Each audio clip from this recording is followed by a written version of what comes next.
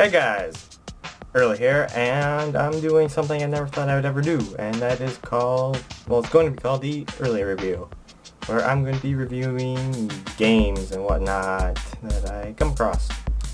And I kind of did one of these earlier, like a long time ago, but it was just kind of not my thing at the time, and I found a game I can actually kind of give a proper review of my own personal opinion. And yeah, so let's get into that. First thing is going to be what the game is. It's going to be Overwatch. It's one of the very new games that I've been actually interested in to come out of recent. So the topic of this video is going to be Overwatch, with some pros of the Overwatch is that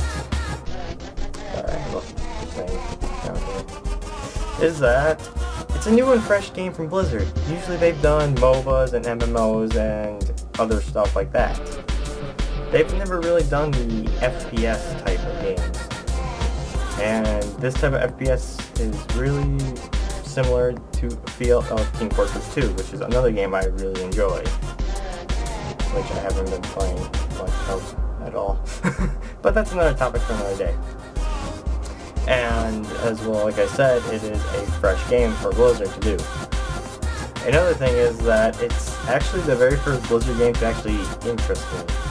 I've never been a huge fan of the MMO genre, mainly because I like single player games and whatnot. I very rarely enjoy multiplayer games.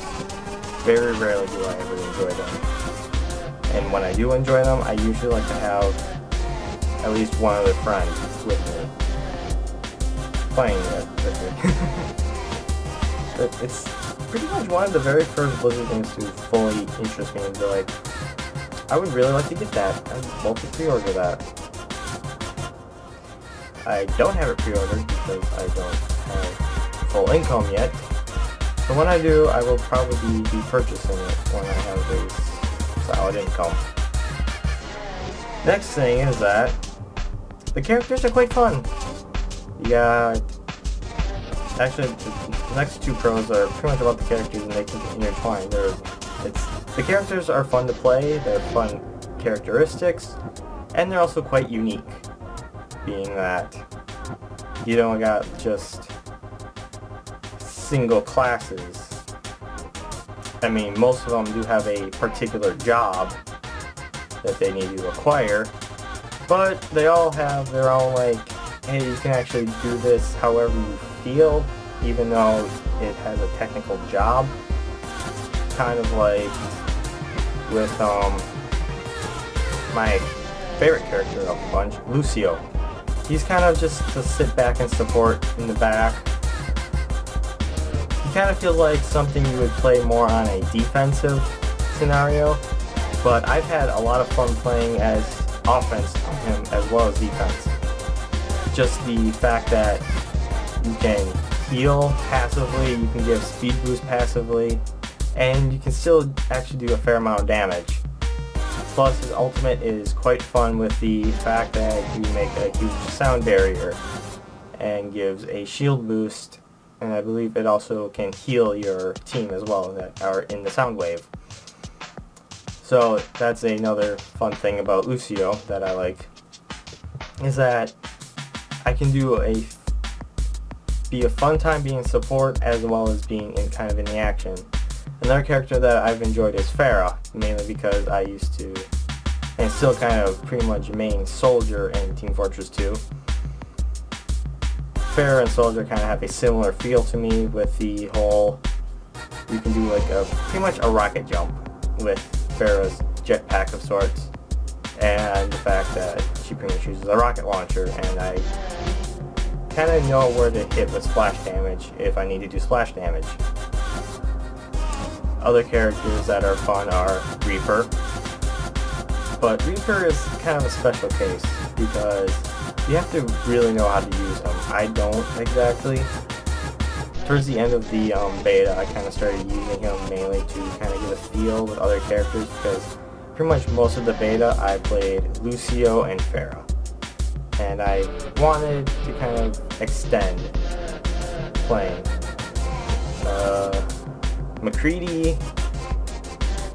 If you know how to use him, he is really good. Otherwise, you are pretty much crap. Because I tried playing McCready as well, and it didn't fare well for me because I could not hit the broadside of a barn. And when it came to playing as a tank, the one that I played the most of has been Reinhardt, and he's pretty much just there to soak damage. He combos really well with Mercy, but another actual good combination is Reinhardt with Lucio. Because if you have Reinhardt kind of in a choke point with the shield up, and you have Lucio around, Lucio can do chip damage while doing the passive healing. So that's kind of a interesting, more so defensive combination right there.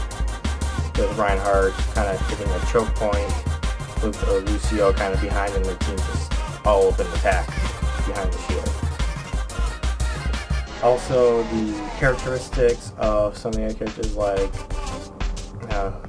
what else can I talk about? Soldier 76 is kind of interesting. Kind of has pretty much the stereotypical FPS feel.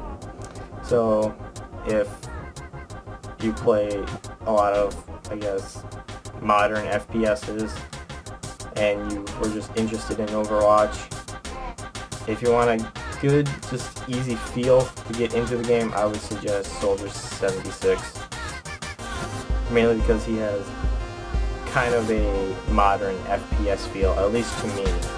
Because he has the sprint, he's got an assault rifle, there's no aiming down sights, which I actually kind of enjoy.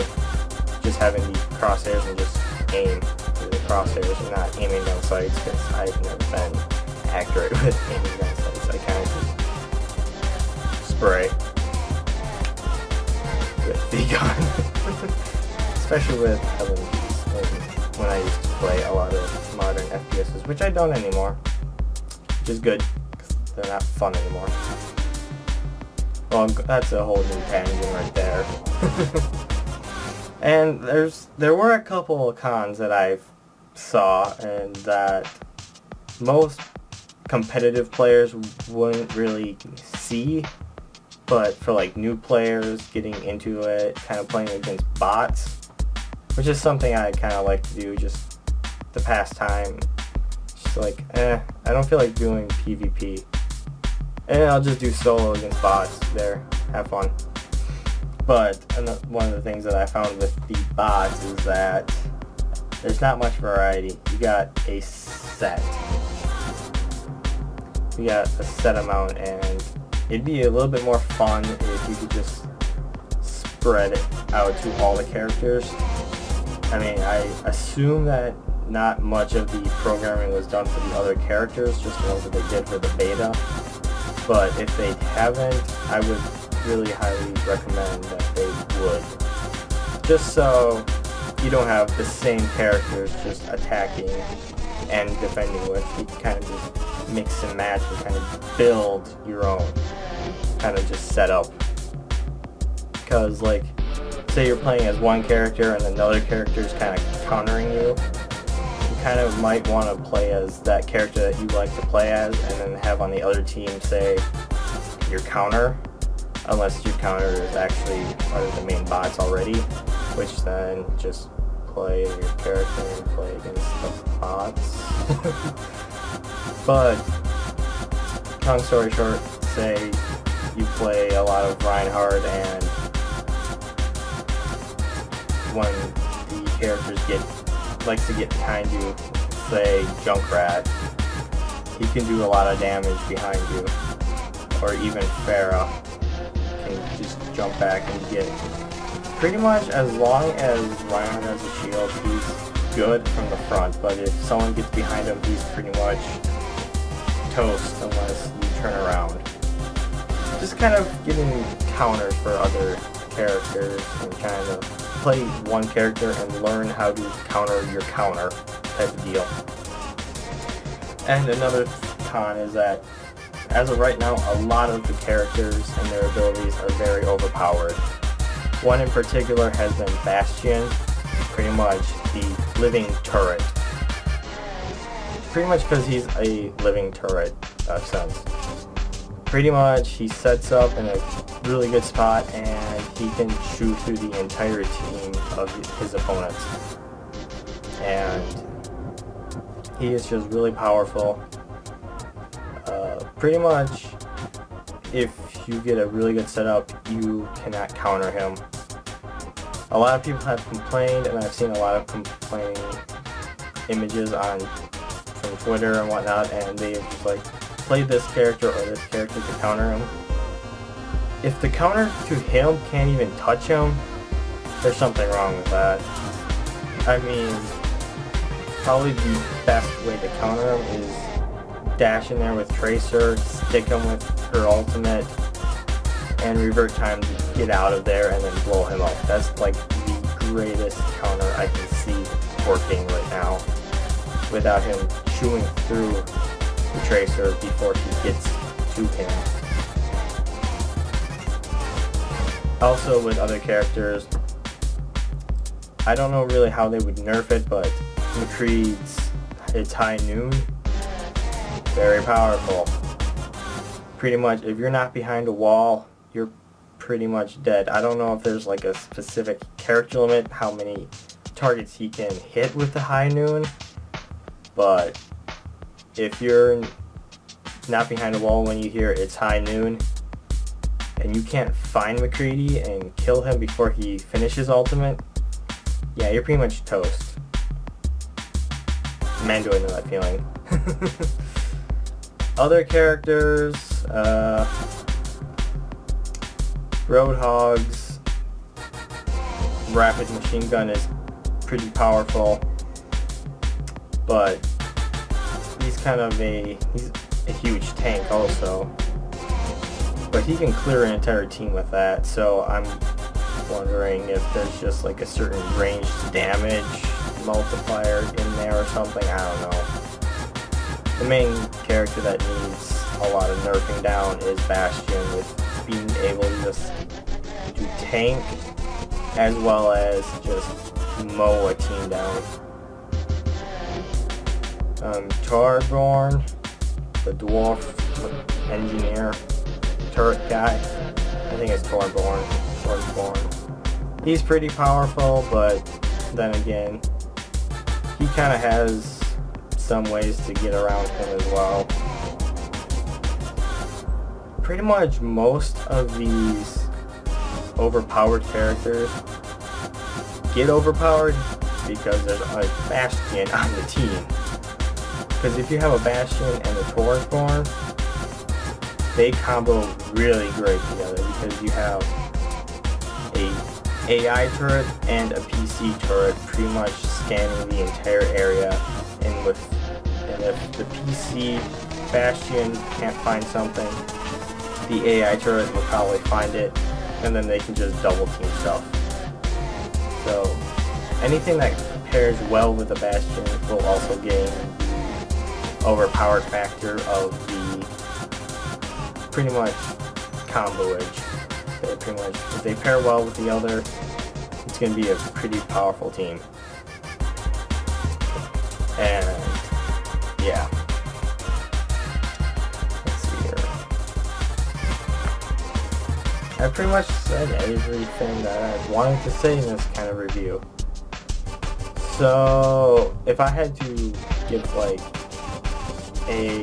something out of 10 for this game, minusing the fact that there's some very OP combinations, which you should expect with some team strategy games.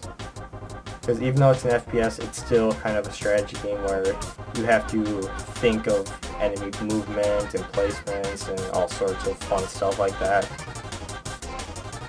And since this is one of the very first games to actually interest me from Blizzard, I would give this a solid 8 out of 10. Pretty fun game for the beta that I played. And yeah. But yeah, this has pretty much been my very first review of a actual game, and actually reviewing it properly after playing it for some time. So yeah. And if you want, you can always follow me on Twitter, or you can also follow the team Why Not YouTube or SoundCloud, or you can also follow me on Twitch. Oh yeah, there's also a Team Why Not stream as well on Twitch. I'm pretty much a lot of places other than YouTube now. I got myself my Twitter, which I rarely post much on there. I kind of should fix that. I also have my Twitch. I also partnered with a couple of my friends, Seattle, Washington, and Tipshetta, and we do a thing called Team Why Not, where it's a podcast. We still got some podcasts to record and whatnot, but we still have a podcast going on. You can either follow it on SoundCloud, which is going to be rarely updated until further notice, or the more frequently updated, there's the Team Why Not YouTube channel, which is still going to be the podcast. And there is also the Team Why Not Twitch stream, which is every Saturday from around 1 p.m. CST to about 5 p.m. CST. Every Saturday. And you can come hang out, pretty much watch us play games and communicate. We also will be planning on doing some live podcasts so we can get some viewer interaction. So if you want to stop on in, feel free. We might be doing a podcast. Who knows? But until then, I'm Early, and I'll catch you guys in the next video. See ya.